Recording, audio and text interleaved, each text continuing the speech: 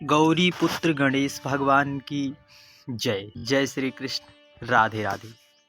ओम brim बृहस्पतये नमः। आज हम सभी लोग बड़ी ही पवित्र पावन भगवान बृहस्पति देव को प्रसन्न करने वाली कथा को बड़े ही प्रसन्न चित्त भाव से श्रवण करें। समस्त मनोकामनाओं को पूर्ण करने वाले भगवान बृहस्पति देव कथा को जो भी मनुष्य श्रवण करता है उसकी मनोकामनाएं, उसे इच्छित मनोरथ पूर्ण होते हैं। जिस प्रकार से राजा और रानी के मनोरथ पूर्ण हुए, उसी प्रकार जो भी इस कथा को श्रवण करे उसके भी मनोरथ भगवान बृहस्पति देव पूर्ण करें। भारतवर्ष में एक महाप्रतापी और दानी राजा राज करते थे। वह नित्य गरीबों और ब्राह्मणों की सहायता किया करते थे। यह बात उनकी रानी को बिल्कुल भी अच्छी नहीं लगती थी। वह ना गरीबों को दान देने देती और ना ही भगवान का पूजन करती, और राजा को भी दान देने से मना करती। एक दिन दैव संयोग से राजा शिकार खेलने वन में चले गए। तब उसी समय भगवान बृहस्पति देव साधु का वेश धारण करके रानी के महल में आए और भिक्षा मांगा। रानी ने भिक्षा देने से इनकार कर दिया। हे साधु महाराज, मैं तो इस दान पुण्य से तंग आ चुकी हूँ। मेरे पति यह सारा धन लुटाते रहते हैं। मेरी इच्छा है कि यह सारा धन नष्ट हो जाए, तब ना रहेगा बांस ना बजेगी बांसुरी। साधु ने कहा, तुम कैसी पुत्र हो? धन संतान तो सभी चाहते हैं, पुत्र और लक्ष्मी तो पापी के घर भी होना चाहिए। यदि तुम्हारे पास अधिक धन हो तो भूखे को भोजन दिलवाओ, प्यासों के लिए प्याऊ लगवाओ, मुसाफिरों के लिए धर्मशालाएं खुलवाओ। जो निर्धन अपनी कुंवारी कन्याओं का विवाह ना कर सकते हो उनका विवाह करा दो। ऐसा करने से तुम्हारा यश लोक परलोक में सदा फैलता रहेगा। परंतु रानी का साधु की बात का कोई भी प्रभाव नहीं पड़ा। वह बोली, महाराज आप मुझे कुछ ना समझाइए, मैं ऐसा धन नहीं चाहती जो हर जगह बांटती लुटाती फिरूं। साधु ने उत्तर दिया, यदि तुम्हारी मन मस्तिष्क में ऐसी इच्छा है तो तथास्तु। तुम ऐसा करना, बृहस्पतिवार को घर लीप कर पीली मिट्टी से अपना सिर धोकर स्नान करना, भट्टी चढ़ाकर कपड़े धोना। ऐसा करने से आपका सारा धन नष्ट हो जाएगा। ऐसा कहकर वह साधु महाराज अलोप हो गए। परंतु उनके अलोप होने पर भी रानी को कुछ भी ज्ञात ना हुआ, क्योंकि जब सर पे पाप चढ़ जाता है, जब विघ्न आने वाले होते हैं तो हमें कुछ भी अच्छा नहीं लगता। ठीक उसी प्रकार जिस प्रकार रानी को केवल 2 से 3 ही बृहस्पतिवार बीते थे कि उनकी सारी संपत्ति धन संपदा धीरे धीरे नष्ट हो गई। भोजन के लिए राजा का परिवार तरसने लगा। एक दिन राजा ने विचार किया और रानी से बोला, रानी तुम यहीं रहो, मैं दूसरे देश को जाता हूँ, क्योंकि यहाँ सभी लोग मुझे जानते हैं, इसलिए मैं कोई छोटा कार्य नहीं करता। ऐसा कहकर राजा परदेश चला गया। वहाँ वह जंगल से लकड़ी काट कर लाता और शहर में बेचता। इस तरह वह अपना जीवन यापन करने लगा। राजा के परदेश चले जाने पर रानी और दासी अत्यधिक दुख के सागर में डूब गई, अर्थात दुख से दुख ही रहने लगी। तब दैव संयोग से एक बार रानी और दासी को 7 दिन तक बिना भोजन के भी रहना पड़ा। तो तब रानी ने अपनी दासी से कहा, देखो दासी, पास के ही शहर नगर में मेरी बड़ी बहन रहती है। वह धन संपदा से परिपूर्ण है, अर्थात वह धनवान है। तुम उसके पास जाओ और कुछ ले आओ, ताकि हम लोगों का भी थोड़ा गुजर बसर हो सके। दासी रानी की बहन के पास गई। उस दिन दैव संयोग से गुरुवार का दिन था। रानी की बहन उस समय बृहस्पतिवार व्रत की कथा सुन रही थी। दासी ने रानी की बहन को अपनी रानी का संदेश दिया, लेकिन रानी की बड़ी बहन ने उसका कोई भी उत्तर ना दिया। जब दासी को रानी की बहन से कोई उत्तर नहीं मिला तो वह निराश मन से, दुखी मन से, क्रोध को भरकर वह अपने घर चली आई। दासी ने वापस आकर रानी को सारी बात बताई। तब दासी और रानी ने अपने दुर्भाग्य को कोसते हुए कहा कि मेरा पता नहीं कैसा दुर्भाग्य है, आज हमें कोई भी मदद नहीं कर रहा। देखिए, जब विपत्ति आती है, जब हम विपत्ति को अपने हाथ से जान पूछ कर मोल लेते हैं, तब हमारा कोई सहाय नहीं होता। यदि हम भगवान के निमित्त रहें, भगवान के शरणागत रहें, तब भगवान शरणागत वत्सल्य है, वे हम पर कृपा जरूर करते हैं, कोई ना कोई मार्ग जरूर प्रशस्त करते हैं। रानी की बहन ने सोचा कि मेरी बहन की दासी आई थी, परंतु मैं उससे नहीं बोली, इससे वह बहुत दुखी होगी। कथा का क्रम समाप्त हुआ, पूजन हुआ। तब रानी पूजन करके अपनी बहन के घर गई और कहने लगी, हे बहन, मैं बृहस्पतिवार का व्रत कर रही थी, तुम्हारी दासी मेरे घर आई थी, परंतु बहन, यह नियम होता है कि जब तक कथा श्रवण करते हैं, जब तक कथा सुनते हैं, पूजा करते हैं, तब तक उठते नहीं हैं, इसलिए मैं नहीं बोली। कहो दासी क्यों गई? रानी बोली, बहन, तुमसे क्या छिपाऊं, हमारे घर में खाने तक को अनाज नहीं था। ऐसा कहते कहते रानी की आंखें भर आई। उसने दासी समेत पिछले 7 दिनों तक भूखे रहने तक की बात अपनी बहन को सविस्तार वर्णन करा, सविस्तार बताया और उन्हें पूरी घटना क्रम सुना दिया। रानी की बहन बोली, देखो बहन, भगवान बृहस्पति देव सभी की मनोकामनाएं पूर्ण करते हैं। देखो, शायद तुम्हारे घर भी भगवान बृहस्पति देव की कृपा का प्रसाद पहुंचा हो, तुम्हारे घर पर भी भगवान बृहस्पति देव ने कृपा की। पहले तो रानी को विश्वास ही नहीं हुआ, पर बहन के बार बार आग्रह करने पर उसने अपनी दासी को अंदर भेजा तो सचमुच ही भगवान बृहस्पति देव की करुणा और कृपा से अनाज से भरा हुआ एक घड़ा मिला। दासी को बड़ी हैरानी हुई। दासी रानी से कहने लगी, हे रानी, जब हमें अन्न नहीं मिलता था तब हम भूखे ही तो रहा करते थे, शायद उसी की कृपा का फल भगवान बृहस्पति देव ने हमें दिया हो, तो हम क्यों ना ही हम व्रत करें और बहन जी से अपने इस व्रत की विधि को पूछ लिया जाए ताकि हम भी व्रत कर सकें। तब रानी ने अपनी बहन से बृहस्पतिवार के व्रत की कथा के बारे में संपूर्ण जानकारी पूछी। उसकी बहन ने बताया, बहन, बृहस्पतिवार के दिन केले की जड़ का में पूजन करते हैं, दीप जलाते हैं, बृहस्पतिवार की कथा को सुनते हैं, परंतु पीला भोजन ही करते हैं। इससे भगवान बृहस्पति देव अति प्रसन्न होते हैं। व्रत और पूजन विधि बताकर रानी की बहन अपने घर लौट गई। दैव संयोग से 7वें दिन के बाद जब गुरुवार आया तो रानी दासी ने व्रत रखा, घुड़साल में जाकर चना और गुड़ ले आई, फिर उससे केले की जड़ का पूजन किया। परंतु अब यह समस्या हो गई कि पीला भोजन लाए तो कहाँ से लाए। बहन ने तो बताया था कि पीला ही भोजन करना होता है।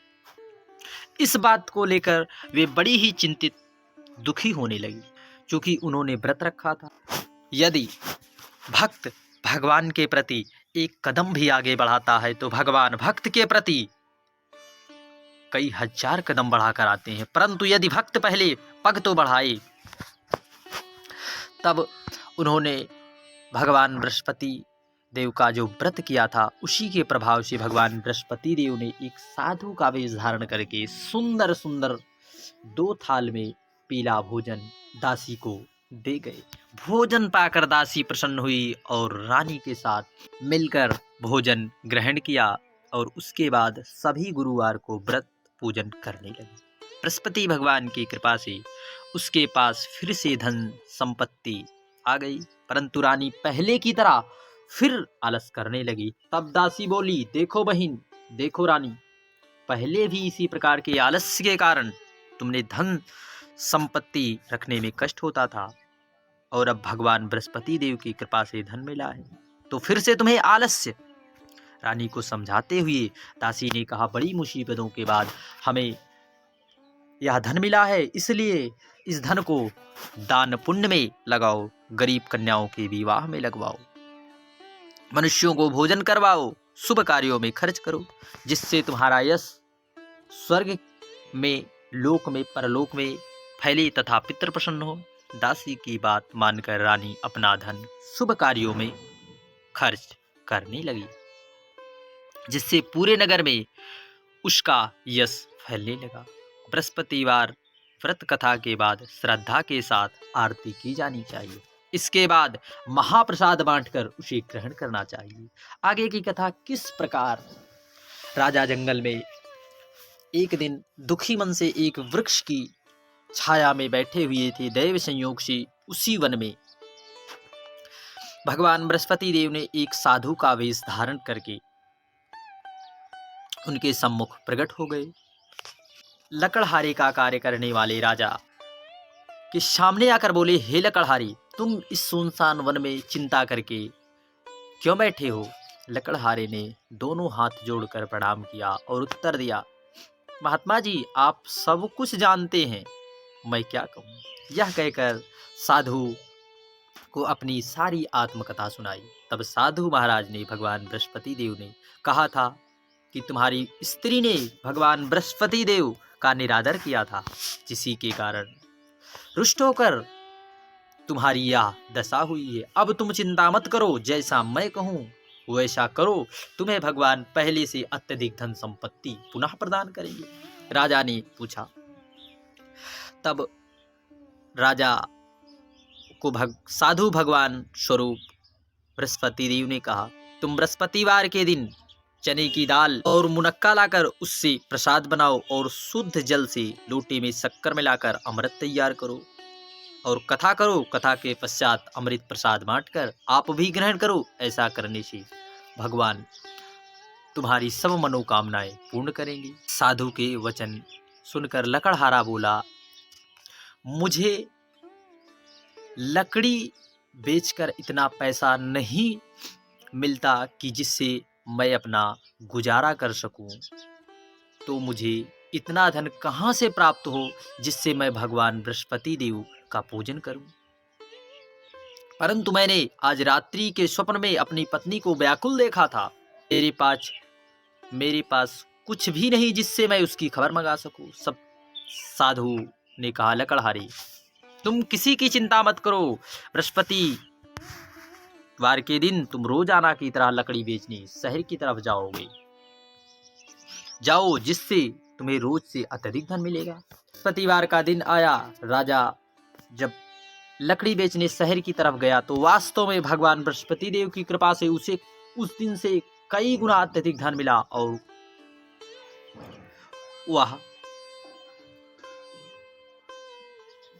वहां से आते समय भगवान बृहस्पति देव के पूजन के लिए सारी सामग्रियां खरीद कर हो गए और धीरे धीरे समय व्यतीत हुआ। बृहस्पतिवार का दिन आया। उस दिन अत्यधिक लकड़ी बेचकर अत्यधिक धन प्राप्त हुआ और वह राजा चना गुड़ आदि लाकर भगवान बृहस्पति देव का पूजन किया।